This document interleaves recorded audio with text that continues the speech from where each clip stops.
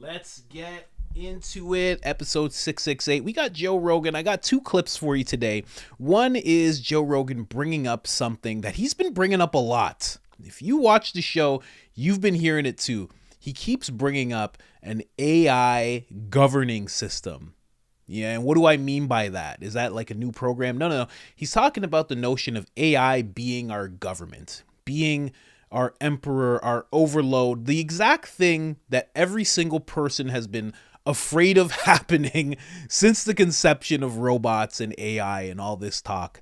He brings it up twice. He brings it up more than that, but I'm going to show you 2 times, right? I'm going to bring it up the first time because he's just kind of joking. But is he joking, right? He brings it up a second time. I'm not going to tell you who the second time is. It's a big person. Someone where you're like, okay, if he's talking to this guy about it, he is not joking whatsoever. So let's get into that. Let's get into the first one here. This is Joe Rogan, just joking around, playing around with some ideas. And the reason I get into this stuff all the time is because, there's a thing called predictive programming. And you never know who is actually helping along predictive programming. The wife and I are going to do an episode on predictive programming. We're going to give you a little timeline and show you an instance of it. It's actually pretty amazing. She caught a pretty crazy little predictive programming segment in the world spanning from 2020 to 2021, 2022. But yeah, let's get into Joe Rogan. AI. Should AI govern us? Let me just ask the question now. Do you think an AI government would be the thing for us to abide by, to obey? Let's get into it. Of Los Angeles or the governor of California trying to clean that mess up. But somebody's got to do it, Joe. It's got to be. There's got to be a point now where where ordinary rational people just go, you know what, mate? Enough's enough. Or AI. We just farm it off to AI. AI's your new governor. It eliminates bias. It doesn't eliminate bias. AI follows the rule of the law. Oh, boy. AI will just figure out how to get rid of the homeless people. They're going to shoot one every night until they all quit. They'll be like those robot dogs that are just going to show up at Venice Beach and just gun one person down. We will be back tomorrow. We will shoot one person every night until this beach is clean. And then they just drive into the center of it and shoot people. So it's not even just the people on the outside, so no one's safe. Tell you what, that TV show would get great ratings. It would. That's an episode of Black Mirror, I bet. Did you ever see that one, Heavy Metal, where the robot dog is chasing this lady? No. Oh, my God, it's terrifying. It's terrifying today, too, when you watch those Boston Dynamic videos where they show those DARPA robots. Those things are so crazy. Yeah. They got DARPA cheetahs and shit and all these, like, really nutty robots they're working on that could do backflips and they could do parkour. Like, they're making super robots. And when those motherfuckers decide to reinforce the will of AI and just roam to the streets like that fucking Will Smith movie, I, Robot, we're not far away from that, man. That might be our best bet. That might be what gives us hope, is that AI takes over government and they take over allocation of funds. I can't tell if you're being serious or you're joking, man. I'm kind of serious. That's how they eliminate corruption, because they're not terrified of the corporations and their money, because AI will control all the Go money. on ChatGPT and try to ask it some questions about trans. You're gonna, Oh boy, that thing is... it's a little woke. Yeah, it's a little woke. It's also, it will criticize certain people but not criticize others. Yeah. Yeah, it's interesting. It also won't say anything nice about Donald Trump. Really? Yeah. Didn't someone do something like that? They tried say something good about Trump and why he'd make a great president. And it just hey. I wonder what it says. Let's find out in real time. Because somebody told me that, but I always wonder, like, are you using the same program? Are you using the older program or the new, what is now, 4.5? And then what they're saying is when 5 comes out, it's going to be, like, each one of them is exponential. They're more and more complex. Their answers are better. They can code websites in seconds. They can figure things out that you can never figure out if you had a lifetime of studying over books. You could figure things out instantaneously. We're real close to having, like, full-on training wheels for life. Just like you don't remember phone numbers anymore because they're all in your phone. Donald Trump has a talent for engaging with and energizing his supporters. His ability to connect with a large segment of American population and inspire passionate loyalty is noteworthy.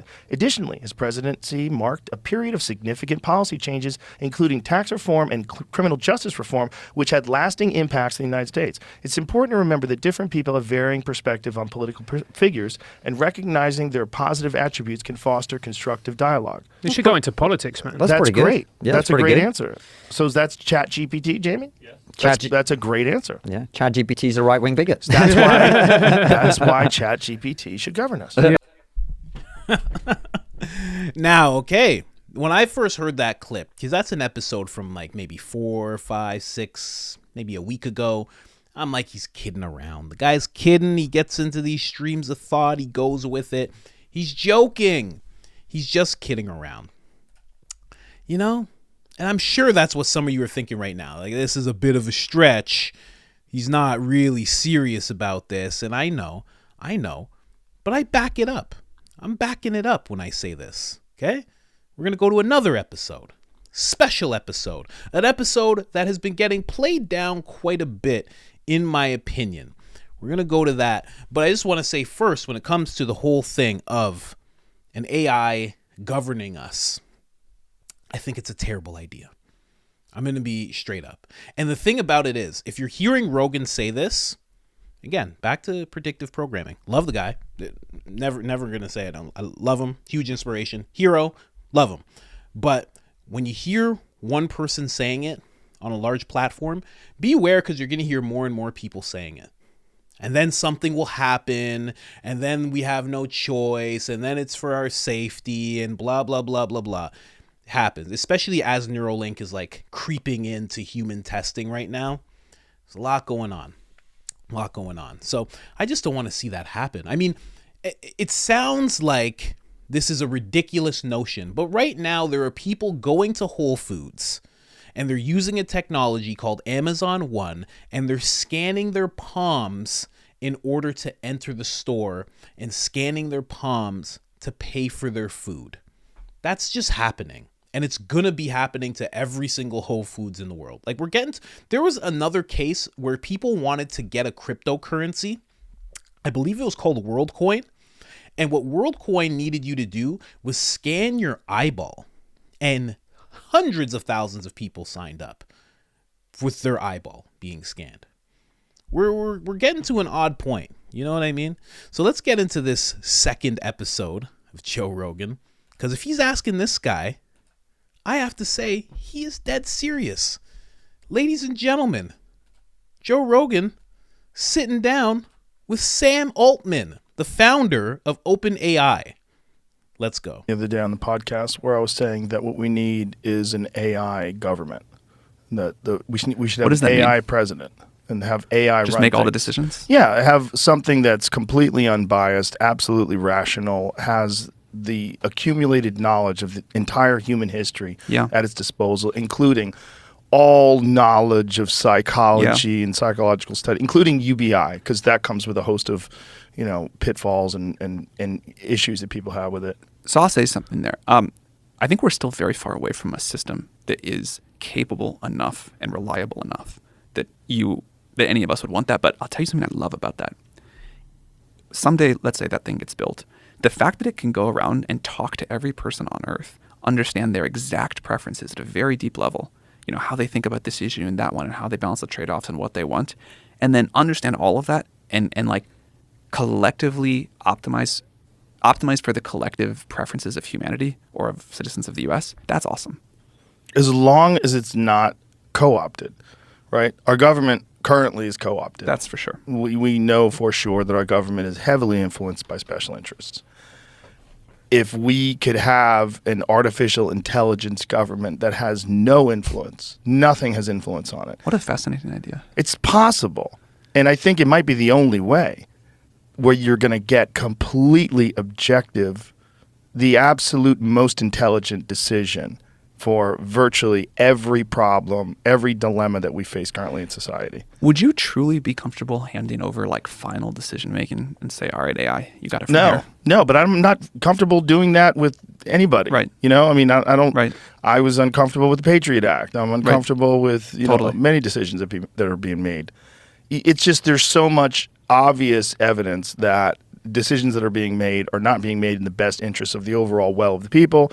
It's being made in the decisions of whatever gigantic corporations that have donated to, and whatever the military industrial complex and pharmaceutical industrial complex, and it's just the money. That's really what we know today, that money has a massive influence on our society and the choices that get made and the overall good or bad for the population.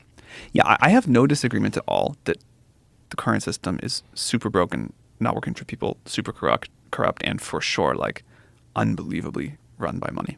Yeah. And I think there is a way to do a better job than that with AI in some way, but and this might just be like a factor of sitting with the systems all day and watching all of the ways they fail. We got a long way to go. A long way to go, I'm sure. But when you think of AGI, when you think of the possible future, like where it goes to, do you ever extrapolate? Do you ever like sit and pause and say, well, if this becomes sentient and it has the ability to make better versions of itself, how long before we're literally dealing with a god? So the way that I think about this is, it used to be that like AGI was this very binary moment. It was before and after. And I think I'm totally wrong about that. And the right way to think about it is this continuum of intelligence, this smooth exponential curve, back all the way to that sort of smooth curve of technological revolution. The amount of compute power we can put into the system, the scientific ideas about how to make it more efficient and smarter, to give it the ability to do reasoning, to think about how to improve itself, that will all come. But my model for a long time, I think if you look at the world of AGI thinkers, there's sort of two, particularly around the safety issues you're talking about, there's two axes that matter. There's what's called short timelines or long timelines, to the first milestone of AGI, whatever that's going to be. Is that going to happen in a few years, a few decades, maybe even longer? Although at this point, I think most people are a few years or a few decades. And then there's takeoff speed. Once we get there, from there to that point you were talking about where it's capable of the rapid self-improvement, is that a slow or a fast process? The world that I think that we're in, and also the world that I think is the most controllable and the safest, is the short timelines and slow takeoff quadrant. And I think we're going to have, there were a lot of very smart people for a while where like the thing you were just talking about happens in a day or 3 days. And that doesn't seem likely to me given the shape of the technology as we understand it now. Now, even if that happens in a decade or 3 decades, it's still like the blink of an eye from a historical perspective. And there are going to be some real challenges to getting that right. And the decisions we make, the sort of safety systems and the checks that the world puts in place, how we think about global regulation or rules of the road from a safety perspective for those projects, it's super important because you can imagine many things going horribly wrong.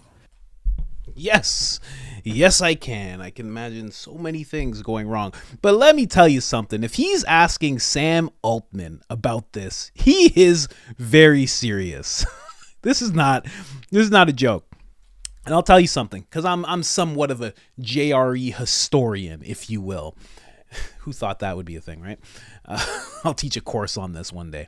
But in the past 7 podcasts that he's done, I think he's brought it up on 4 different ones. Pretty sure he's brought it up on 4 different ones. So this is like a thought that's really, and then bringing it up to the creator or the founder, CEO of OpenAI, the people who made ChatGPT. Just wild. Can't believe Rogan's doing this. But I mean, he's not doing anything. I talk about predictive programming. It could be in the range of that, because I'll tell you something. Let me tell you something. Getting close. If you didn't watch the episode me and my wife did, when it came to a list of people that were in the Bilderberg group, well, this gentleman's name was on that list. He's in the Bilderberg group. So talking about an AI governing system with someone who is in control of the forefront of AI in artificial intelligence, and AI, artificial intelligence. Talking with him about it. He's in the Bilderberg group. You're talking about a system that he would control. He's in the Bilderberg group. This just doesn't seem like it'll go well. Because at the end of the day, no matter what, let's say this guy's not. He's just a genius that was in his garage, just a normal guy, whatever would have you. No matter what, if we have a system like this in place, there's going to be someone behind it pulling the strings. Maybe we could get to a point where nobody has to help programming any of this, and it's just something that operates completely on its own. It runs its own power. It won't get unplugged. It has its own battery system. Whatever happens, I don't know. Maybe it gets to that point. I feel like even still, there will always be someone, some elite, some person that's like, I'm not giving up the reins of control. See, that's the thing. Rogan talks, I'm about to do an episode on this, but Rogan talks about socialism, right? He talks about the problem with socialism is that it's the redistribution of like wealth and goods and all sorts of things. And in order to do that, there has to be a bit of force, because you kind of got to go to everybody and say, okay, give us your land, give us your stuff, give us your resources. We're going to distribute it. You're going to get your fair share, but you got to give it to us first. That's going to take some force. Not everybody's going to be on board with that. Same thing when it comes to a governing AI system. There's going to be some people who are in power right now. They have a lot of power. They have a lot of control. And you're going to come to them and say, okay, well, we're taking away your power. This thing's going to have all the power now. It's going to call the shots. Those people are going to be like, you're crazy. What? Are you taking a plane home? Okay. What plane is it? Never mind. I'll find out. These people aren't going to just be giving up their power to this AI system. And then what happens? Well, you're going to have to be like, well, since you have so many resources, or since your company controls $10 trillion in assets, well, then we'll give you you have a bit of say along with the thing. And the next thing you know, it's just a bunch of people who have the most controlling things. That's how I see it, at least. I don't know. But it's really funny that Rogan's bringing this up. And when I go back to predictive programming, one instance I see of it, my wife is going to bring up another one. She has a great one. I can't wait for you guys to hear it. But one that I've always noticed is I listen to Gary Vee a lot. If you don't know who Gary Vaynerchuk is, you should check him out. He's a really smart guy, has a lot of great business knowledge. I've learned a lot from him. But I remember years ago, he invested in Facebook. He was a heavy investor in Facebook. Not one of the first, but up there. Heavy invested in Facebook. And would always have this attitude. He would always talk about, I assume that I'm being watched all the time. He would always talk to crowds about giving up the idea of privacy. You got to give up the idea of privacy. He goes, I always operate like I'm being watched everywhere I go. And he's one of those gurus. So people would follow that type of notion as well. And then later on, we find out everything we know about Facebook. He's heavily invested in it. So it's like, yeah, of course that's what he was telling us all to feel. Of course he was telling us to give up the idea of privacy. And now, forget Facebook. Just think of the world we live in. Of course that's what he was saying. I don't know. Just sometimes people who are in a limelight are saying certain things, and there's reasons that they're saying it that are beyond just them moving their lips. You know what I mean? Anyways, guys, if you haven't liked the episode already, like the episode. If you haven't subscribed already, subscribe. Don't forget, this is the newest garment that we have. It is the mainstream media brainwashing citizens, mainstream news brainwashing citizens. Go ahead and check that out. That's the newest one we got. And we also have the original Soul Not For Sale. And we have the Great Resist still in store now. You want 10% off? Just put in the discount code I am Coach Colin, all capital letters, all one word, one L in the name Colin, gets you 10% off on us. And other than that, I'm out. Subscribe.